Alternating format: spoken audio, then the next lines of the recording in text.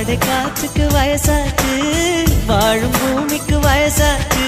கொடியுகம் போனால் என்ன, காதலுக்கு எப்போதும் வயசாகாது.